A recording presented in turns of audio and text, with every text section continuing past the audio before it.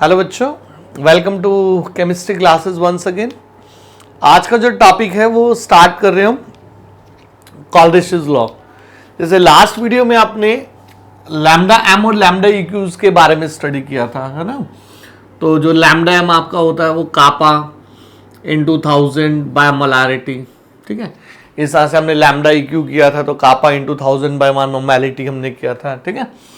तो ये हमने वहां पर किया था।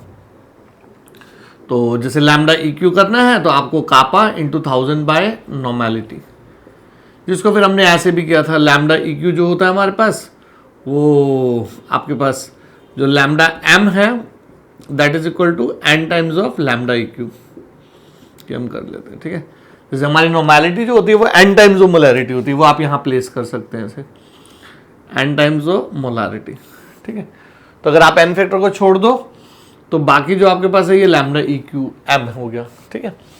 तो आप ऐसे पढ़ सकते हो lambda E Q is equal to lambda M आपके पास, राइट, बाय एन फैक्टर ऐसे।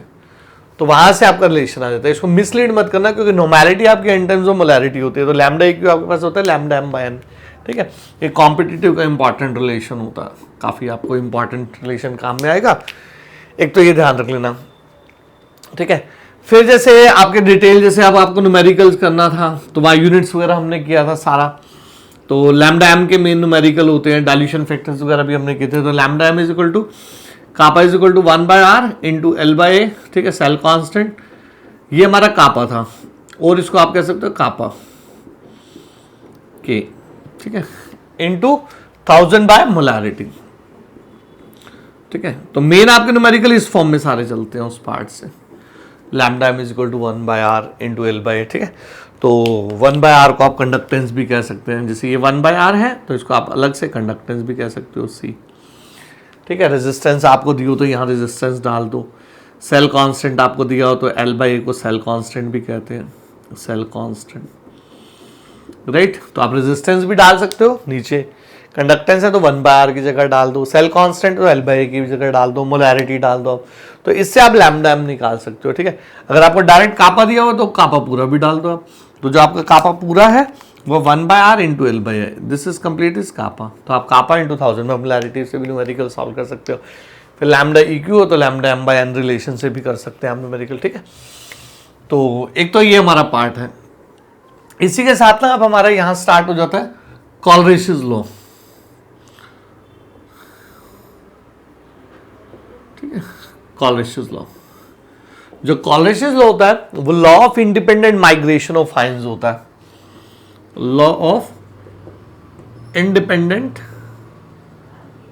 माइग्रेशन ऑफ आयंस, ठीक है। हर आयन का ना, ये पीछे आपने फेरेडे से पहले ये जो टॉपिक हमने लिया उसके साथ अब ये कनेक्ट होने जा रहा है। बीच में हमने फेरेडे का टॉपिक ले लिया था, ठीक है। तो साथ साथ ये ले रहे हैं। ये इलेक्ट्रोलिसिस का मेन लास्ट हमारा हेडिंग होता है।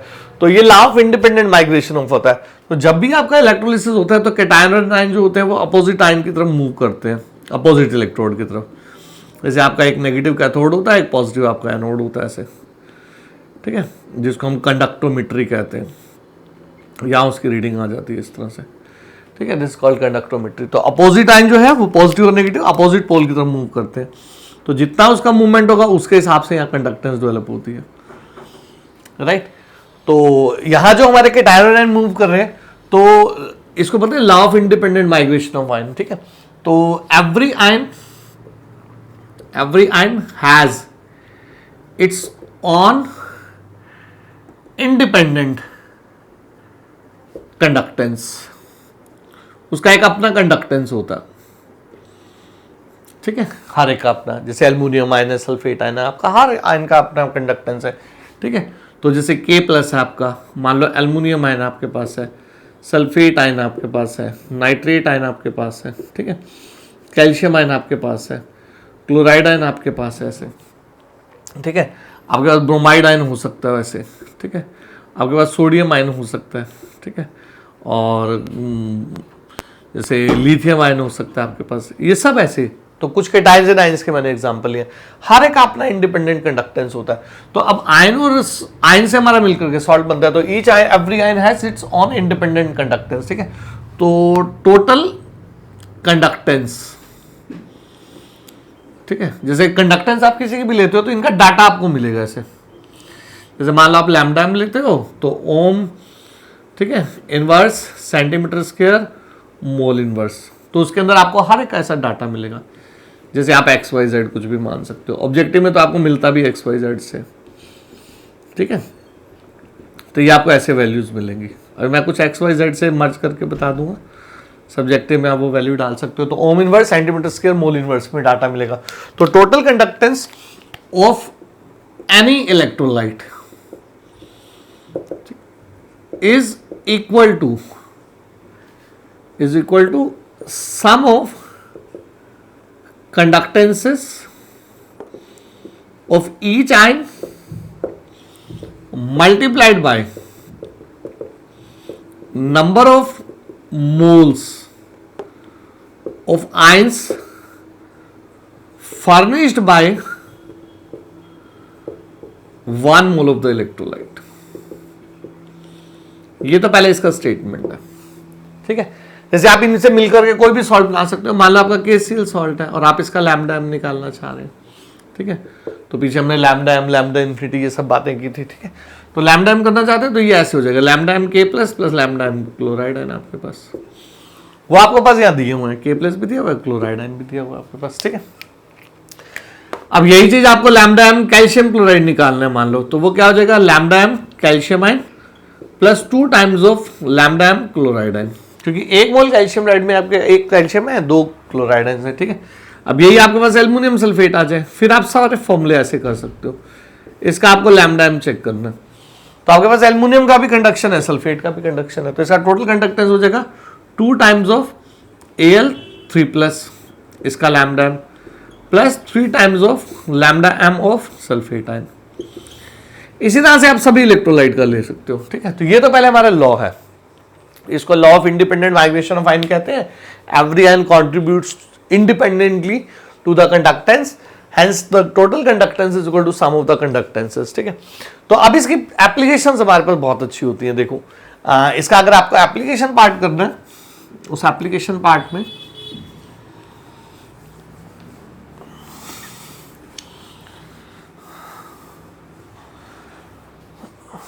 देखो, अब ना जैसे इसका, अच्छा एक और वैसे दिखाता हूं, जैसे एल्युमिनियम सल्फेट है, मान लो यहां पर वैल्यू उसने दिखा दी x, एल्युमिनियम की वैल्यू ओम inverse centimetre square mole inverse. ऐसे सल्फेट की दिखा दी मान लो y, ओम inverse centimetre square mole inverse, ठीक है। तो हमने इसका कंडक्टेंस देखना है, तो आप कैसे करोगे, 2 into X plus 3 into Y, ohm inverse centimetre square mole inverse, ऐसे वैल्यू डाल दोगे, ठीक है। तो ये जैसे ऑब्जेक्टिव में तो XY मेथड से होता है, सब्जेक्टिव में आप डाटा डालोगे वो आप सॉल्व कर सकते हो। तो ये इसका पहले ही एप्लीकेशन हो जाता है। अब जब मान लो आपको लैम्डा एम आपको, ठीक है, और एल्युमिनियम सल्फेट आपको दिया जाए, मान लो ये वैल्यू आपको गिवन है, this is equal to given, ठीक है। तो फिर वो इंडिविजुअल वैल्यू भी पूछ सकते हो, तो वो आप X वैल्यू निकाल दो या Y वैल्यू निकाल दो। तो आपसे पूछे कि लैम्डा एम एल्युमिनियम आयन का क्या है, तो वो आप वाइस वर्सा बता सकते हैं, आंसर में X आ जाएगा। ऐसे लैम्डा एम आपके पास सल्फेट आयन का पूछता है तो Y आ जाएगा आंसर में, तो तब वहाँ टोटल वैल्यू आपको गिवन मिलेगी, ठीक है। तो ये X आ जाएगा, ये Y आ जाएगा। तो इस मेथड से सॉल्व करके X Y अननोन लगा करके, तो इस तरह के आपको स्टार्टिंग बेस्ड न्यूमेरिकल आते हैं। इसका फर्स्ट एप्लीकेशन भी हो जाता है, ठीक है। अब जो इसका मेन एप्लीकेशन है वो ये है, देखो 3-4 इसके इंपॉर्टेंट एप्लीकेशन होते हैं। इसके जो मेन एप्लीकेशन है वो वीक इलेक्ट्रोलाइट के लिए होते हैं, वो ध्यान रखना, ठीक है। तो मेन एप्लीकेशन इसका क्या है, फॉर वीक इलेक्ट्रोलाइट्स, ठीक है। तो पहले तो आप जैसे ये सम तो कर ही लेते हो, तो इसके वीक इलेक्ट्रोलाइट के लिए मेन एप्लीकेशन होते हैं, वीक इलेक्ट्रोलाइट्स, ठीक है, एप्लीकेशंस, ठीक है। और पार्शियली सोल्यूबल सॉल्ट्स के लिए होता है वाटर का जो हम कांस्टेंट निकालते हैं KW, वो भी इसी मेथड से निकलता है। तो वो 4-5 एप्लीकेशंस आपको दिखा रहा हूं। जैसे वीक इलेक्ट्रोलाइट के लिए फर्स्ट पॉइंट हम ऐसे करते थे, इनफाइनाइट डाइल्यूशन के ऊपर अगर उसका लैम्डा एम वीक इलेक्ट्रोलाइट का लैम्डा इन्फिनिटी एम जिसको हम कहते हैं, इनफाइनाइट डाइल्यूशन के ऊपर आप वीक इलेक्ट्रोलाइट का प्रैक्टिकली नहीं निकाल सकते, तो ये प्रैक्टिकली नॉट पॉसिबल होता है, ठीक है, क्यों? क्योंकि उसका जो लैम्डा है वो इन्फिनिटी तक चला जाता है, डाइल्यूशन के साथ वो इंक्रीज करता ही रहता है वीक इलेक्ट्रोलाइट का, ठीक है। तो इसको प्रैक्टिकली नहीं कर सकते, तो इसको कॉलरेशियस लॉ से हम कॉलरेशियस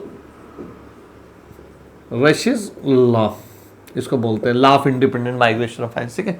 इससे हम थ्योरेटिकली सॉल्व करते हैं उसको, theoretically using data of strong electrolytes. तो स्ट्रॉन्ग इलेक्ट्रोलाइट्स का जिसका हम प्रैक्टिकली सॉल्व कर सकते हैं, इनका तो हम प्रैक्टिकली सॉल्व कर सकते हैं, तो इनका प्रैक्टिकली हम सॉल्व करके फिर थ्योरेटिकली हम उसको निकाल करके लाते हैं, ठीक है। फॉर एग्जांपल जैसे आपके पास एसिटिक एसिड है, तो acetic acid is weak electrolyte, ठीक है। तो आप इसका लैम्डा CM सॉल्व करने जा रहे हैं इसे, और कहीं भी आप प्रेजेंट कर सकते हो। तो ये आपके पास क्या हो जाएगा, लैम्डा CM एसिटेटाइन, ठीक है। अब C तो नहीं, इसको मैं इन्फिनिटी लिख देता हूं, infinity acetate ion plus lambda M infinity of H plus साइंस। मतलब ये एसिटेट और H प्लस के कंडक्शन के बराबर है, इस आयन के कंडक्शन के बराबर और इस आयन के कंडक्शन के बराबर, हमने ये निकालना है। तो अब हमारे को ना 3 इक्वेशन दी होंगी, जैसे 1 2 3, वो स्ट्रॉन्ग इलेक्ट्रोलाइट की से सिमिलर दी होंगी, ठीक है। जैसे हमें दिया होगा लैम्डा CM for CH3COONA, ठीक है, lambda CM for HCl, lambda CM for NaCl, इस तरह से हमें डाटा दिया होगा। अब इनकी जो वैल्यू है वो ऐसे है, इसको बस आपने स्प्लिट करना है। तो लैम्डा CM एसिटेटाइन, ये आपको कॉम्पिटिटिव में हर जगह प्लस बोर्ड दोनों में क्वेश्चन इसका मिलेगा। तो कॉम्पिटिटिव में 5-6 बार ये सेम क्वेश्चन आया हुआ है अलग अलग एग्जाम्स में, इजी होता है, बस आपको थोड़ा सा मैनेज करना होता है। कुछ एग्जाम्पल्स अगर डिफरेंट हो तो वो आप डिफरेंट कर लेना, lambda CM of sodium ion, ठीक है, कॉम्पिटिटिव एग्जाम्स में। ऐसे lambda CM H plus plus lambda CM और Cl negative, lambda CM sodium ion plus lambda CM chloride ion आपके पास, ठीक है। तो अगर आप एसिटेट और H प्लस जाते हैं, आप देख सकते हो एसिटेट आयन ये है, H प्लस ये है, ठीक है। अगर हम फर्स्ट प्लस सेकंड, ठीक है, इन दोनों इक्वेशन को ऐड कर दें और माइनस ये कर दें इक्वेशन ऐसे, तो आप देखोगे सम के अंदर आपको ये मिल जाएगा, ऐसे माइनस क्या कर देता हूं, इन दोनों को तो ऐड कर दिया, ठीक है, इसको माइनस कर दिया, ये माइनस कर दिया तो सोडियम आपका कैंसिल हो गया, क्लोराइड आपका कैंसिल हो गया, ठीक है। तो जब आप lambda CM sodium acetate plus lambda CM HCl minus lambda CM NaCl करते हैं, ठीक है, तो ये आपको वैल्यू देता है लैम्डा CM, लैम्डा इन्फिनिटी कर देता हूं मैं, सॉरी इन्फिनिटी, क्योंकि अब आप इन्फिनिटी पे कर रहे हैं, तो ठीक है, ये लैम्डा इन्फिनिटीज हैं सारे, डाटा आपको इनफाइनाइट डाइल्यूशन पे मिला हुआ, ठीक है। आप C भी ले सकते हैं, अभी ये इनफाइनाइट डाइल्यूशन पे है, कहीं भी लिख सकते हैं, ठीक है। तो इन्फिनिटी पे भी हम बात करें तो लैम्डा इन्फिनिटी हम आपके पास एसिटिक एसिड आ जाएगा, ठीक है। जैसे मान लो इसका वैल्यू आपको x दे रखा है, इसका वैल्यू दे रखा है y, इसका वैल्यू z दे रखा है, तो आपका जो आंसर है वो ऐसे हो जाएगा x plus Y minus z, ये आपके पास वैल्यू हो जाएगा, ठीक है। इसी तरह से आप दूसरे आपको फॉर्मूलेज वगैरह दिए जाएंगे, तो आप first plus second minus third, first plus second minus third, plus 2 times of second minus third, इस तरह की आपकी इक्वेशन बनेगी। आपको जो चाहिए वो इन इक्वेशन से, लाइक थर्मोडायनेमिक्स में जब हम इक्वेशन मैनेज करते थे उस तरह से आप मैनेज करके निकाल सकते हैं, ठीक है। जैसे आपको मतलब बेरियम हाइड्रोक्साइड दे दिया, ठीक है, कोई और वीक एसिड दे दिया जो डबल में बेरियम एसिटेट वगैरह दे दिया, तो फिर वो वहां पर बेरियम हाइड्रोक्साइड इस तरह से दिया होगा, वो आप मैनेज करके उससे निकाल सकते हैं, ठीक है। जो नहीं है तो आप पूछ भी सकते हैं। तो ये हमारी जैसे फर्स्ट एप्लीकेशन हो जाती है, ठीक है। सेकंड और थर्ड एप्लीकेशन इन्हीं के साथ दिखा रहा हूं ऐसे। सेकंड एप्लीकेशन क्या होती है, वो जब क्वेश्चन भी बना होता है तो ये 2-3 इकट्ठी मर्ज करी होती है एप्लीकेशन, सेकंड एप्लीकेशन, ठीक है। अब एक तो हमारे पास होता है लैम्डा CM एसिटिक एसिड, ठीक है, मान लो C आपने ले रखा है 0.01 मोलर, ठीक है, ये आपका डाटा एक गिवन होगा, आप सॉल्व कर सकते हैं, लैम्डा CM की वैल्यू निकालना है, ठीक है। तो आपने क्या किया, 0.01 मोलर एसिटिक एसिड लिया, 0.01 मोलर एसिटिक एसिड, तो उसका हमने कैथोड और एनोड लेकर के उसका कंडक्टेंस मेजर कर लिया, तो आपको एक वैल्यू मिल जाएगी। ठीक है, मान लो मैं कहता हूं गिवन कंसंट्रेशन पे ऐसे है 40 ओम inverse centimetre square mole inverse, ये मान लो आपके पास डाटा 40। ठीक है, ऐसे फिर आपको क्या होगा, लैम्डा इन्फिनिटी हम आप निकाल लोगे, लैम्डा इन्फिनिटी हम एसिटिक एसिड, वो आपने स्ट्रॉन्ग इक्वेशंस को यूज करके कर लिया इस तरह से 1 + 2 - 3। ठीक है, मान लो ये आपके पास, अभी मैं राउंड फिगर लिख रहा हूं 400 ohm inverse centimetre square mole inverse. Book में क्या होगा, ये आपको round figure, generally round figures ही होते हैं, ऑब्जेक्टिव में तो 39.5 390 इस तरह से डाटाज मिलते हैं। ठीक है, तो मान लो मैंने ऐसे ले लिया, तो अब क्या करते हैं, जो हमारा वीक इलेक्ट्रोलाइट है ना, मतलब जो सेकंड एप्लीकेशन है, वो हम इसकी सॉल्व करते हैं डिग्री ऑफ डिसोसिएशन। बहुत इंपॉर्टेंट एप्लीकेशन होती है डिग्री ऑफ डिसोसिएशन, जिसको वीक इलेक्ट्रोलाइट के लिए आप अल्फा कहते हो। ठीक है, तो जो अल्फा होता है बेसिकली इन दोनों का रेशियो होता है, वो क्या होता है, lambda CM acetic acid to the lambda infinity M acetic acid. तो गिवन कंसंट्रेशन के ऊपर उसका मोलर कंडक्टेंस और इनफाइनाइट डाइल्यूशन पे कंडक्टेंस, इनफाइनाइट डाइल्यूशन का तो एक फिक्स वैल्यू है आपके पास। ठीक है, जिस भी गिवन कंसंट्रेशन लाइक 0.01 पे आप ले रहे हो तो वो वैल्यू आपको दिया होगा, तो वहां से आप इसकी वैल्यू निकाल सकते हो, जैसे 40/400 लाइक 0.1, जिसको हम 10% कह सकते हैं। ठीक है, जनरली ये वीक इलेक्ट्रोलाइट्स ऐसे ही होते हैं 5 to 10%, बाकी जो भी उसका डाटा हो। ठीक है, तो इससे आप उसका वीक इलेक्ट्रोलाइट का डिग्री ऑफ डिसोसिएशन निकाल सकते हैं। तो degree of dissociation is very important for you. The degree of dissociation is the molar conductance at the given concentration to the molar conductance at the infinite dilution, इसका ratio हम लेकर के कर लेते हैं। अच्छा, इसी के साथ अब इसका तीसरा एप्लीकेशन हो जाता है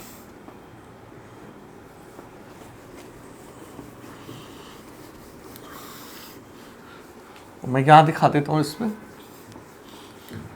अब जैसे इसका थर्ड एप्लीकेशन है। ठीक है, तो पहले तो हमने वीक इलेक्ट्रोलाइट का डिग्री ऑफ डिसोसिएशन निकाली एट द इनफिनिट डाइल्यूशन, जो प्रैक्टिकली नहीं निकल सकता, उसको थ्योरेटिकली सॉल्व किया using the equation of strong electrolyte. ठीक है, फिर सेकंड हमने उसका डिग्री ऑफ डिसोसिएशन निकाल लिया, जो हमारा molar conductance at the given concentration to the molar conductance at infinite dilution का रेशियो होता है। ठीक है, उससे हमें डिग्री।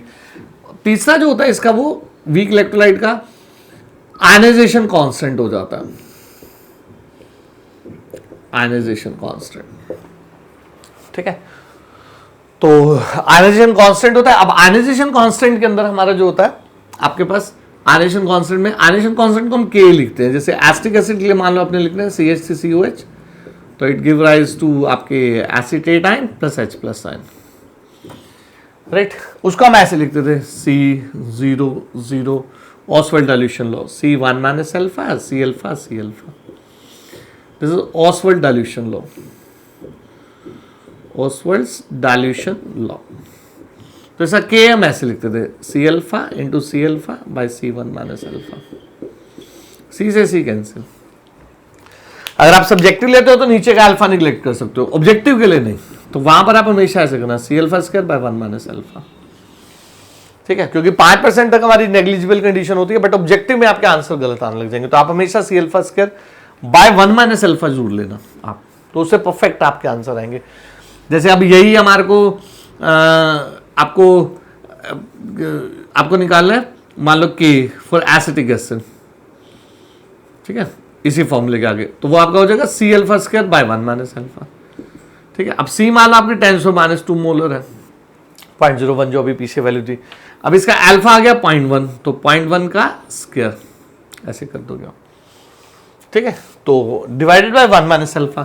आप निगलेक्ट भी कर सकते हैं अदरवाइज 1 - 0.1 जैसे, तो नीचे 0.9 हो जाएगा आपका। ठीक है, अगर आप इसको निगलेक्ट कर दें सब्जेक्टिव में लाइक, तो नियरली ये ऐसे आ जाएगा 10⁻⁴। तो ये इसी तरह का होता है 10⁻⁴ -5 ये वैल्यूज होती है हमारी। ठीक है, बाकी जो भी आपकी वैल्यू आती है वो आप सॉल्व करते रहे, तो इसका कांस्टेंट जो है वो 10⁻⁴ बन गया। तो वीक इलेक्ट्रोलाइट के 3 पार्ट एक साथ होते हैं, ये एक ही साथ आप न्यूमेरिकल समझ लो, और बाकी सभी भी न्यूमेरिकल इसी तरह के इसको आप मिलेंगे, सिर्फ आपको डाटा डालना होता है। तो वीक इलेक्ट्रोलाइट का पहले स्ट्रॉन्ग इलेक्ट्रोलाइट से यूजिंग आपकी इक्वेशंस कॉलरेशियस लॉ, आप वीक इलेक्ट्रोलाइट का मोलर कंडक्टेंस निकाल देते हैं, ठीक है, तो स्ट्रॉन्ग इक्वेशन यूज करके। फिर सेकंड वीक इलेक्ट्रोलाइट का डिग्री ऑफ डिसोसिएशन निकाल देते हैं, तो आपको गिवन कंसंट्रेशन पे उसका मोलर कंडक्टेंस दिया होता है जो हम प्रैक्टिकली ले लेते हैं। इनफाइनाइट डाइल्यूशन पे हमने थ्योरेटिकल इक्वेशन स्ट्रॉन्ग इलेक्ट्रोलाइट की यूज कर लिया, उन दोनों के रेशियो से हम उसका डिग्री ऑफ डिसोसिएशन निकालते हैं। उससे आगे फिर हमारा के होता है, के का फॉर्मूला सीधा याद रखो, Cl2/1 - ठीक है।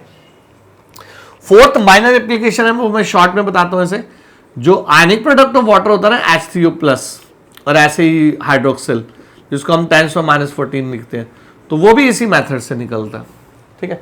तो वहां पर क्या होता है, हम हाइड्रोनियम और हाइड्रोक्सिल वाटर का 1 मोलर लेकर के उसका कंडक्टेंस मेजर कर लेते हैं, ठीक है। जो उसका मोलर कंडक्टेंस होता है λm, मान लो आपने H3O+ का देखना है, ठीक है, दोनों का कंबाइन भी ले सकते हैं, तो वो आपका पास मतलब कापा × 1000 मोलैरिटी आ जाती है, ठीक है। अब जैसे मोलैरिटी हम वाटर की लेते हैं तो हम 1000 आपको कापा वहां गिवन होता है, ठीक है। तो इट्स कापा इज लाइक आपके पास कापा इज λm, सॉरी आप पहले निकालते हो वाटर का, तो कापा × 1000 मोलैरिटी, तो 1/r × L/A इंटू आप ऐसे डाल देते हो 1000 मोलैरिटी,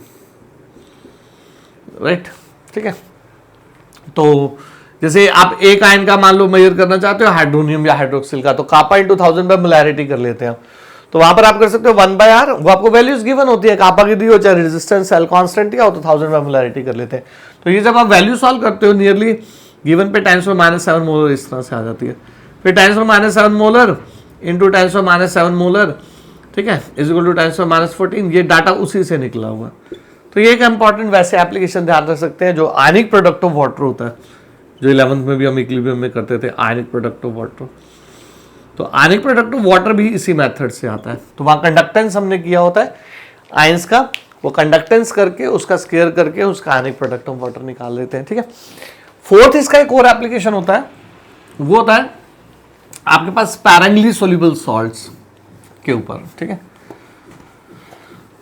जो स्पैरेंगली सोल्यूबल आपके पास सॉल्ट्स होते हैं या पार्शली सोल्यूबल आप सॉल्व कर सकते हैं। अब जो सॉल्ट्स आपके पार्शली सोल्यूबल होते हैं, जैसे फिफ्थ एप्लीकेशन है ये इसकी, पार्शली सोल्यूबल सॉल्ट्स, ठीक है। इलेक्ट्रोलिसिस में अब हमारा मेन हेडिंग, बाकी कुछ कुछ और एडवांस चीजें हैं धीरे धीरे फ्यूचर में प्रैक्टिस के साथ लेंगे। जो इसके अलावा हमारा रहता है वो हमारे थोड़ा सा हम कंडक्टेंस के बारे में स्टडी करेंगे एक हेडिंग के अंदर।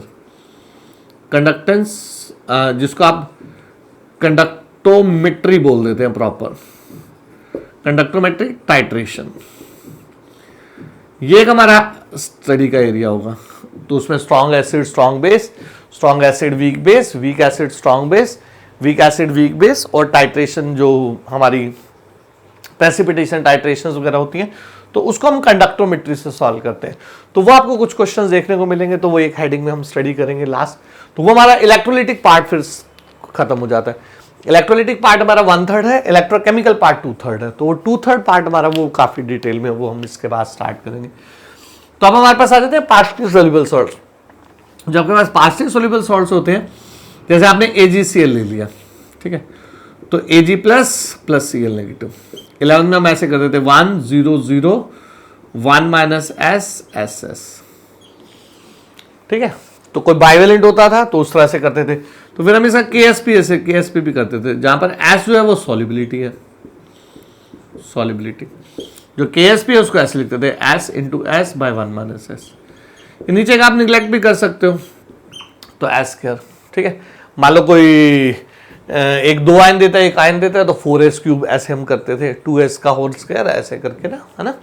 तो वो कर सकते हो आप, जैसे आपके पास x2y है मान लो ऐसे, तो आप ऐसे करते थे 2x प्लस y - 2, तो ऐसे करते 1 0 0 1 माइनस S 2s S। फिर हम इसका यही कहीं मैं कर रहा हूँ 2s का स्क्वायर × s की पावर 1, ये हम इसका KSP कर देते थे, ठीक है, like KSP is equal to 4s³।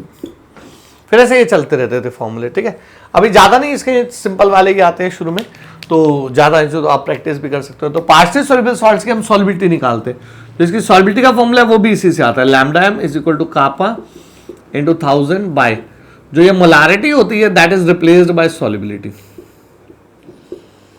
अब ये हमारी रीडिंग आ जाती है, this is reading, practical reading है हमारी, दिस इज प्रैक्टिकल रीडिंग। तो अब प्रैक्टिकल रीडिंग लेकर के लैम्डा एम निकाल करके, ठीक है, तो जो हमारी सॉल्युबिलिटी है उसको ऐसे लिख देते हैं, सॉल्युबिलिटी इज इक्वल टू कापा, कापा को आप ऐसे लिख सकते हैं 1/r इंटू एल बाई, ठीक है, इंटू 1000 बाय लैम्डा, के लैम्डा सी एम। तो ये हमारी सॉल्ट की सॉल्युबिलिटी का फॉर्मूला हो जाता है। तो मोलैरिटी सॉल्युबिलिटी एक ही बात है, तो मोलैरिटी के हिसाब से वो कंडक्टेंस दिखाएगा अपनी, इनके हिसाब से Ag प्लस Cl नेगेटिव के हिसाब से, तो आप सॉल्युबिलिटी निकाल सकते हैं, ठीक है। फिर आगे उसका KSP होता है, तो जब आपने सॉल्युबिलिटी निकाली, जैसे ये सॉल्ट है तो KSP क्या हो जाएगा आगे S², मान लो ये सॉल्ट है तो KSP आगे क्या हो जाएगा 4S³। तो ये इसकी 5 एप्लीकेशंस होती हैं। तो फर्स्ट एप्लीकेशन तो थी आपकी वीक इलेक्ट्रोलाइट, वीक इलेक्ट्रोलाइट के लिए या पार्शियल सोल्यूबल सॉल्ट के लिए, ये वाटर वेरी वीक इलेक्ट्रोलाइट है तो उसका भी हमने आयनेशन कांस्टेंट KW इसी मेथड से निकाला है, ठीक है। तो 5 एप्लीकेशन है। पहला वीक इलेक्ट्रोलाइट आपके पास है, वीक इलेक्ट्रोलाइट जो है आपके पास जैसे एसिटिक एसिड है, उसका इनफाइनाइट डाइल्यूशन के ऊपर आप कंडक्टेंस से निकाल सकते हैं, ठीक है। तो जैसे आप पांचों को समअप में भी देख सकते हैं 2 मिनट ऐसे, जैसे पांचों को आप फॉर्मूले में लास्ट याद कर लेते हैं। जैसे आप फर्स्ट इक्वेशन आपकी एसिटिक एसिड से जैसे मैंने स्टार्ट किया, बाकी बस एग्जांपल बदलेंगे। तो lambda infinity M acetic acid, ठीक है, हमने वो सॉल्व किया, lambda infinity M sodium acetate plus lambda infinity M आपके पास HCl minus lambda infinity M, ठीक है, और NaCl, ठीक है। तो ये तीनों स्ट्रॉन्ग इलेक्ट्रोलाइट है, ध्यान रखना। ये वीक है, तो ये वीक है, ये स्ट्रॉन्ग है। तो स्ट्रॉन्ग इलेक्ट्रोलाइट्स में हमने आयंस को लेकर के इंडिपेंडेंट माइग्रेशन ऑफ आयंस से हमने वीक इलेक्ट्रोलाइट का मोलर कंडक्टेंस निकाल लिया, ठीक है। फिर सेकंड एप्लीकेशन होती है degree of dissociation of weak electrolyte. अगर आपको किसी भी कंसंट्रेशन के ऊपर इसका अल्फा निकालना है, लाइक एसिटिक एसिड, ठीक है, तो वो आपका क्या हो जाता है lambda C M by lambda infinity M, इसका रेशियो हो जाता है, ठीक है। जैसे हमने अभी किया था, मान लो 40/400, ठीक है। जैसे मान लो ये वैल्यू आपकी 400 आ गई, ओम inverse centimetre square mole inverse, जो भी आपको सीधी होगी उसके ऊपर मोलर कंडक्टेंस आप ले सकते हैं। तो जैसे हमने किया था 0.1 इज इक्वल टू 10%, ये हमारा सेपरेट है। फिर जैसे एग्जांपल आप कर सकते हो, ये this is for like your numericals, ये आप न्यूमेरिकल समझ सकते हो, ठीक है। फिर थर्ड एप्लीकेशन इसकी हमारे पास वीक इलेक्ट्रोलाइट का, आपके पास के एसिड है तो ए कर सकते हो, बेस है तो बी कर सकते हो, ठीक है। तो के आप ऐसे लिखते हो C∝² bye 1 minus alpha, objective के लिए 1 माइनस अल्फा जरूर लेना है, ठीक है। तो जैसे 0.01 मान रहे आपके पास कंसंट्रेशन है, तो हमने लिया 0.1 का स्क्वायर बाय 1 माइनस 0.1, जो भी ये वैल्यू है, जैसे नियरली 10⁻⁴ है, सब्जेक्टिव में नीचे निगलेक्ट कर सकते हैं आप, ठीक है। तो फिर फोर्थ एप्लीकेशन जो होती है हमारी, वो हाइड्रोनियम या हाइड्रोक्सिल आयन की कंसंट्रेशन है। तो हाइड्रोनियम हाइड्रोक्सिल आयन की जो कंसंट्रेशन है आपकी 10⁻⁷ मोलर होती है वाटर में, ठीक है। तो इससे हमारा KW निकला है, ठीक है। तो वो जो कंसंट्रेशन है, वो कंडक्टेंस जो है हमारे पास, हम कंडक्टेंस से करते हैं, जिसे आप ऐसे करते हो lambda CM is equal to kappa into 1000 by molarity, right. तो ये मोलैरिटी ऑफ आयंस निकल जाती है हमारे पास ऐसे, concentration of ions each ions, ठीक है। तो लैम्डा CM हम लेते हैं, कापा वही 1/r इंटू 1000 बाय, तो मोलैरिटी हमारे पास निकल जाती है, मोलर कंसंट्रेशन वो निकल जाती है, ठीक है। ये हमारे पास वैल्यू आ जाती है, ये गिवन होता है हमारे को, कापा या R और L बाय गिवन होते हैं जैसे भी, ठीक है। तो जिसको आप ऐसे भी लिख सकते हैं, lambda CM is equal to 1/r into L by into 1000 by molarity of hydronium ion. Water में ये बराबर होती है, तो उससे KW हमारा निकल जाता है 10⁻⁷ इंटू 10⁻⁷ इज इक्वल टू 10⁻14, ठीक है। तो ये जिसको आप 10⁻14 ऐसे, ठीक है, जिसको मोलैरिटी स्क्वायर भी आप लिख सकते हैं, तो ये भी वहीं से आता है हमारा, ठीक है। फोर्थ हमारा पार्शियल सोल्यूबल सॉल्ट्स जो होते हैं, पार्शियल सोल्यूबल सॉल्ट्स, इनकी आप सोल्युबिलिटी निकाल सकते हैं न्यूमेरिकली, ठीक है। तो उनका जो सॉल्युबिलिटी का फॉर्मूला है वो ऐसे है, सॉल्युबिलिटी, ठीक है, इज इक्वल टू, आप क्या करते हैं वहां पर, आप ऐसे करते हैं lambda CM is equal to 1/r into L by A, जिसको कापा कहते हैं, इंटू 1000 पे मोलैरिटी। मोलैरिटी की जगह आप सॉल्युबिलिटी रख देते हैं, ठीक है। तो आप निकाल सकते हैं वैल्यू, बस डालनी है आपको। तो सॉल्युबिलिटी